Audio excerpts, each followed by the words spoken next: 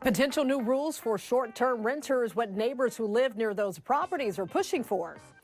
Plus, this news will make Usher fans say, yeah, yeah, yeah. He's expanding his tour, folks. Find out when and where you can see him in Southern California. Notice that I'm very, very excited about that. Hello, everyone. You're watching The Rundown. I'm Robin Winston. LA County could impose new rules on short-term rentals, including how many guests are allowed and how long they can stay. People who live near short-term rentals say they want rules to protect their neighborhood from piles of trash and noise that comes from large all-night parties. If they vote to pass the new rules, this won't be a done deal. A second vote will be required. Our street has become a de facto hotel because we're dealing with a lot of short-term rentals, which is affecting pretty much the quality of life. They party, they smoke, it's just trash is being disposed in our containers. Having these vacationers, tourists coming to these short-term rentals has really disrupted our weekdays. We can't sleep because at all hours they're either partying or making noise. In places like East LA, the NBC4i team profiled communities dealing with what they say is piles of trash and noise at all hours of the night, all due to unregulated rental properties. California homeowners who have missed mortgage or tax payments have another chance at some assistance. The state is extending a relief program created by the American Rescue Plan of 2021. The federal government awarded California $1 billion to help people who had fallen behind on payments during the pandemic, and about a quarter of the money still needs to be given out. Homeowners can apply for assistance if they have missed at least 2 mortgage payments or at least 1 property tax payment. Keep your umbrellas handy. That's right, Belinda Leon is tracking a storm that's heading our way. Hi, Robin. Here's what I'm tracking for the rest of the week. Conditions will be dry and temperatures will be near normal. That means the numbers are going to be in the mid-60s for most of us. Now, through Tuesday evening and Wednesday, the marine layer is going to return. We'll be waking up to some fog on Wednesday morning and then a big pattern change as we head into the weekend. Rain expected to return with cooler temperatures. Now, look at the chance of rain. Right now, storm passing to our north on Thursday could bring a slight chance, but look at what's happening this weekend. The chance for rain goes up significantly. 40% on Saturday, Sunday 50%, and Monday 70%. We're still a few days away from this storm system, but as of now have the potential of seeing some heavy rain, gusty winds, some high surf. Enjoy the next few days, but stay tuned. We'll give you more updates on that next storm. A father whose gender reveal photo shoot sparked a deadly wildfire in Uka has pleaded guilty to involuntary manslaughter. In September 2020, the Jimenez family used a colored smoke device at El Dorado Ranch Park. It ignited dry grass on what was a very hot and windy day. The fire burned 22,000 acres and killed a hotshot firefighter. Rufio Jimenez Jr. will be taken into custody Friday, where he will serve a year in jail. His wife was sentenced to a year of probation. The couple was also ordered to pay more than $1.7 million in restitution. An important vote in Anaheim concerning street vendors. They could lose their equipment if a new rule passes the city council. City leaders are looking to beef up the city's regulations when it comes to sidewalk vendors. The city says it's all meant to uphold health and safety regulations. This new rule would impound vendors' equipment if they violate city laws. With this new law, something that could come into play is that our code enforcement officers would not need to wait on the public health department to come out with them. They would have the ability to confiscate if they see something that is, could be a public health issue for our community. The city council is hearing arguments for the rule at 2 meetings this month. If the motion passes at both meetings, it will become a city ordinance and take effect within 30 days. Some people in the Inland Empire are on high alert after a series of home burglaries. Police investigators in Redlands released this surveillance video. Check it out. It shows a group of thieves walking into a backyard, breaking a window, and making their way into the home. Police believe they're part of a larger crime ring. The thieves have targeted at least 6 homes since late last month.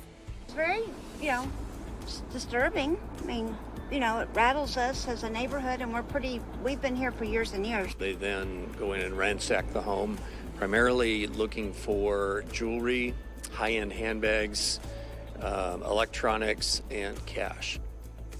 Neighbors say they're keeping an eye out for any suspicious activity, and they're making sure that their security cameras are working and recording. A fight broke out on a Southwest Airlines flight from Hawaii to Oakland, and we have cell phone video showing two passengers pushing each other and throwing punches.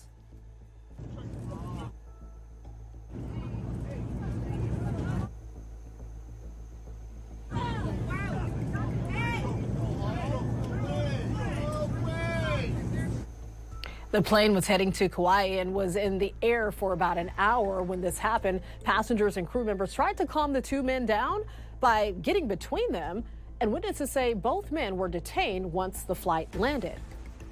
Thousands of flight attendants are walking off the job in a nationwide protest. It's considered the largest action by flight attendants in aviation history. The flight attendants are all from different airlines, currently fighting over contract negotiations. At LAX, more than 500 flight attendants are taking part in the march. All right, heads up, if you were planning to travel anywhere or order takeout on Valentine's Day, as Uber, Lyft, and DoorDash drivers are striking. According to Justice for App Workers, a national coalition representing app employees, workers are demanding fair pay. It comes after Lyft said it would guarantee weekly earnings for drivers. Those striking will also not be accepting rides from some airports across the U.S., so make sure you plan ahead, think ahead. A star-studded event at the Beverly Hilton in Beverly Hills. All of the Oscar nominees got together for a luncheon weeks ahead of the Oscars. The stars got some practice walking the red carpet Monday, and we're talking about lots of big names, including Robert Downey Jr., Margot Robbie, Ryan Gosling, Mark Ruffalo, Bradley Cooper, and Emma Stone. All the greats there. And to go with tradition, all the nominees got together for their annual Oscars class photo. Ooh, we got it. Okay. All right, let's give a round of applause to this year's nominees. Congratulations to you all. I'll second that. Congratulations to all the nominees. Oppenheimer leads with 13 nominations, followed by Poor Things with 11 nods. Killers of the Flower Moon has 10 nominations, and Barbie with 8. The Oscars will be held on Sunday, March 10th. Can't wait to see it. Well, love is in the air, and figuring out what to get your Valentine or what to plan for the 14th can be a little tricky, right? But fear not, LA's Museum of Love has some ideas. And NBC4's Gordon Tokumatsu found out many of them won't cost you a dime. If you're still trying to find something for your Valentine this year and panic is setting in, when we first met, I knew, Take a tip from Robert Chacon of Long Beach. We had a talk like this yesterday. He does buy me flowers, says Selena Salazar, but the meaning behind those blossoms goes way back to when they first started dating. He drew a flower on a piece of paper and said, as long as this flower doesn't die, neither will my love. Now that, says psychologist Amy Sweetman, is how you do Valentine's Day. I'm taking my time and my energy, and I'm thinking about you. We met Robert and Selena at Amy's Los Angeles Museum of Love in East Hollywood. It's a place where couples are placed in a nurturing environment to really explore their relationships. Together, they discover what they mean to each other with interactive games and exercises away from the artifice of the holiday. A love letter, a simple love letter, is so sweet. She agrees Valentine's Day can be a hassle, a yearly chore. Oh, we have to do this, we have to do that. But gestures can be 100 times more meaningful than just a box of candy or another big teddy bear. That's one of the lessons the museum teaches, one that sometimes leaves her guests in tears. And here's the best part. These gestures don't have to cost a fortune. In fact, often they're free. Breakfast in bed, talking to her, really letting her know how I truly feel. Those are the kinds of Valentines that you remember more? Yes, more than the presents. Amy encourages couples to try personal gestures for a change. Write her a poem, even if you're not very good at rhyming. Sing him a song, even if you're a lousy singer. Really let them know how much they mean to you. Maybe it's something that we want to hear, but we don't know how to ask for it. It's why the Museum of Love is booked solid this time of year. And couples like Robert and Selena still going strong after 11 Valentine's Days together. In Hollywood, Gordon Tokumatsu, NBC4 News. So many great ideas.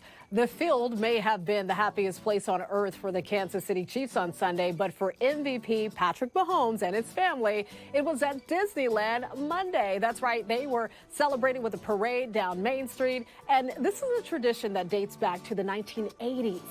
The run that we've been on is truly special, and I know how lucky I am to be in the organization that I'm in, and I think I'm just enjoying the ride. The celebrations don't end at Disneyland. The Chiefs will also be honored with a parade through Kansas City on Wednesday. Congratulations. Fresh off his electrifying halftime performance, Usher is extending his 2024 North American tour. The now 51-date tour comes to Los Angeles for 4 nights in September. It'll also include a stop at Honda Center in Anaheim in November. That's right, tickets are now on sale. Maybe I'll see you there. The varsity dance team at Los Osos High School is getting lots of attention for their tribute to the Super Bowl halftime show. Just check out their Usher-inspired performance.